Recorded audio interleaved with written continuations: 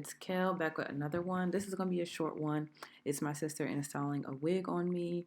This, I believe, is a 4-inch lace closure. So here she is putting on the cap and the glue, setting that and sewing it to my head. This part was pretty easy. I just did the braids and she did everything else. Yep, there's... Okay, my little sister's calling me, so good thing this is quick. But here she is just checking and putting on the band. I'm talking really fast because I don't know how fast this is going to go. There she was actually smoothing it down and getting everything ready. She used like this wax stuff on my part.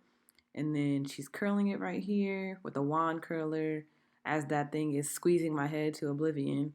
We had to actually loosen it a couple times. But I went to go check it and see if it was nice. Here she is doing the baby hairs, getting me together, getting my parts together, getting the curls together.